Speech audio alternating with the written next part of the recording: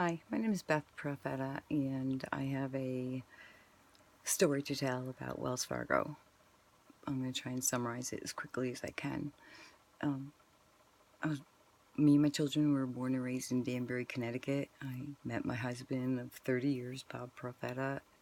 We have 4 beautiful kids, and in 2005 we needed to move, and we could not find anything affordable in the Danbury area, so we searched and finally found a home in Torrington, Connecticut that we all fit in. So nothing was right with the closing. It seems like we never get a break. But whatever, we moved in here without a dollar to our name, and all totally in good faith. And everything was okay. He was working hard. He'd come home, he'd work in the yard, and projects around the house and whatnot. And then the economy crashed, and our phone didn't ring. He was now unemployed, self-employed master painter, and we went through our savings. We had to sell the stamp collection and the coin collection he was saving for at least, he was collecting for 25 years to leave to the kids. And he still wasn't working, and we had no money, so we ended up borrowing against our small life insurance policy. And then we even scrapped all of our jewelry, and then finally work began to pick up, but it got really bad, and I thought everything was going to be okay. In 2009 he was diagnosed with a rare appendix cancer, and we could no longer make our mortgage payments with chemotherapy and doctor's appointments and all that. So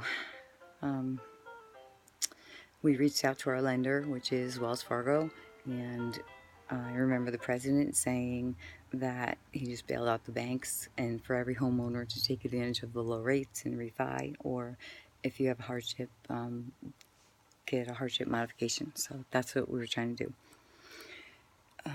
September 2011, well, a little bit before there, I kept trying to do this on my own, and there were missing documents, and on the 29th day, and we'd have to redo the whole packet, and da-da-da. So anyway, in 2011, out of frustration, me and Bob gave third-party authorization to a local organization that is equipped to deal with the banks and has more practice than we do. Unfortunately, Maria didn't get too much farther, and so I continued the fight alone, staying up all night searching for motions and any way to save our home.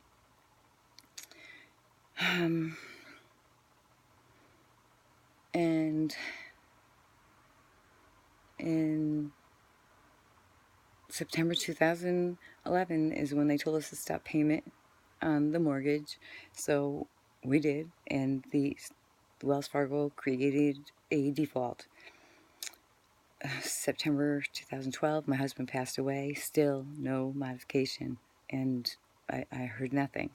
So around November, I believe, 2012, I went to a convention at Cocoa Keys in Waterbury, and the Department of Banking was there. All the local banks or banks, major banks, and homeowners in trouble were there, and they were supposed to be there to work this out. So I had the head attorney for Connecticut Fair Housing, and I had I asked for the head person in charge of Wells Fargo. I almost said Wells Fargo, sorry. So there we are. We screenshotted all of my information, and the gentleman from Wells Fargo said that it should go through within days, the modification, and that there were no restrictions seen. So again, months go by, I hear nothing. Now it's April 2013. My child comes home from school and walks in the door and says, "Mom, I don't even want to give this to you." And I look down, and it's a foreclosure packet. Ever since that day, that child, who was like reading at 3 years old, knew all his colors, everything, numbers, colors, reading. This child now was afraid to leave the house because he didn't know what was going to happen. So then I had to work with get therapy and try to get to school to help me out. And so we were doing the online schooling, but there was so much chaos and so much stuff going on here that he couldn't even concentrate. So that didn't work. He continued to spiral out of control, and we ended up, he was in the program for special ed with emotional disturbances. He turned 18 this year, and the school decided to send him a FedEx letter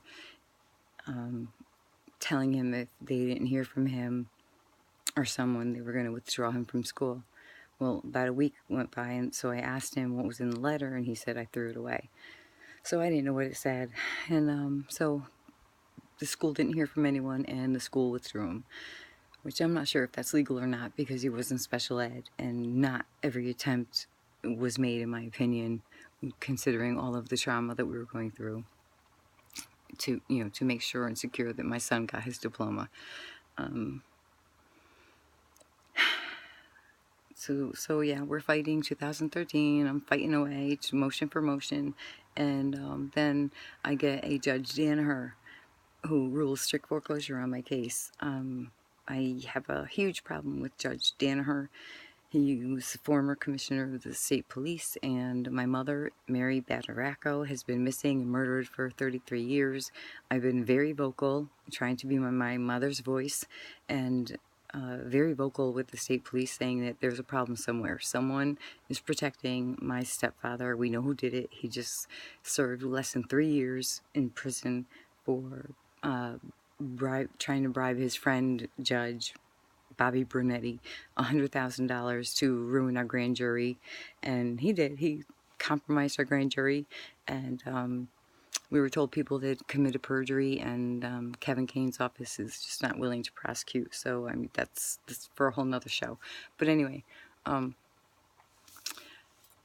so I wanted to appeal that judge's decision. My lawyer completely failed me and did not do what I was asking her to do. She had said she would help with probate.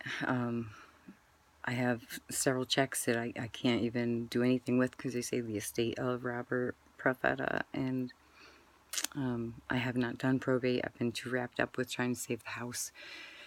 And then 2017, I was still fighting, and that's all I do is fight, try and fight for what's right. My daughters and I were humiliated and brought into housing court, and now we are being evicted from our own home. And without me going to probate, somehow Wells Fargo managed to wipe my husband's name right off the house as well. So we're just waiting for a marshal to come tell us when we need to leave our own home, and we have nowhere to go. There's a huge housing problem out there. There are no programs. Any programs that were out there are cut. There's waiting lists of years, and me and the children are looking at homelessness. I had asked that judge if he could, I wanted a trial, so he was like, oh, well, here's your trial. And so, I was showing him all the evidence that I had. I had also found so many problems within my loan on my own investigation that I ended up rescinding on it. I told my lawyer, and it was like nothing I did mattered. I mean, once you put that rescission in the mailbox, which I have it on film and documentation, the loan is dissolved, and you're supposed to come back to the table and for fairness. And that no one ever acknowledged the letter. It wasn't returned to me. I sent 2. And so we're fighting, and they're destroying a family over a loan that really doesn't even exist. So, we're in court for that, and the judge sets the eviction date for September 30th, and I pretty much lost my breath. and almost passed out, and that was my husband's birthday. I asked the judge, please pick any other day, and he just moved on to the next case. He didn't care. But so I went straight to the appellate court for that as well. Me and my daughters had to deal with that turmoil on our own. We didn't tell my son because of everything he's been going through, but he ended up going on to our Facebook pages, and he found out the date, and then he came to me and he said, Mom, don't worry, I'll be dead by then. I'm not going to watch us lose Dad's house. So a few weeks go by, and me and the girls went out to the store, and I came home, and my son was nowhere. He wasn't home, no note. And I actually was going through the house, in the basement, and everywhere, looking everywhere for him, thinking I was going to find my son dead. All over a house. If they had just modified us, I could have been paying my mortgage all along, and none of this would be happening.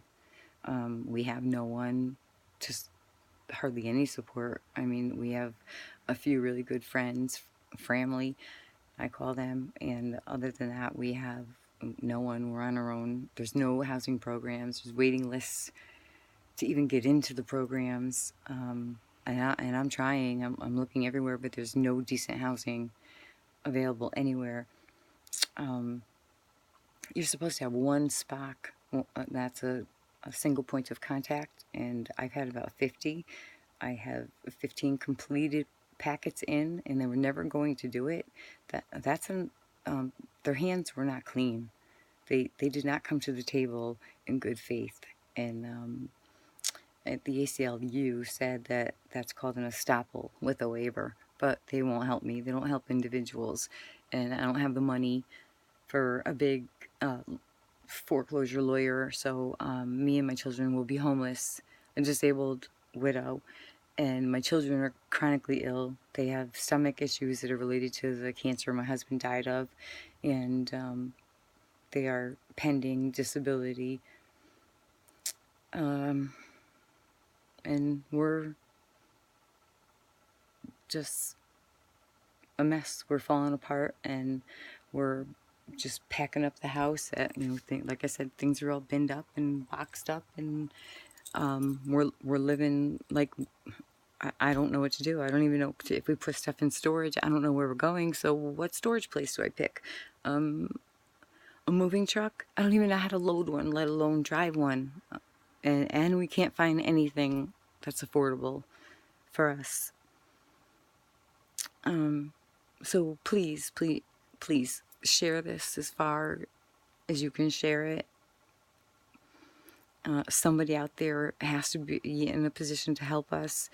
A good dear friend of ours created a GoFundMe, and it's not being too successful, and I don't know why, because I think, if I complained about something like the Dunkin' Donuts oil, it'd be a big deal. But for some reason, destroying a family and losing someone to cancer doesn't really matter.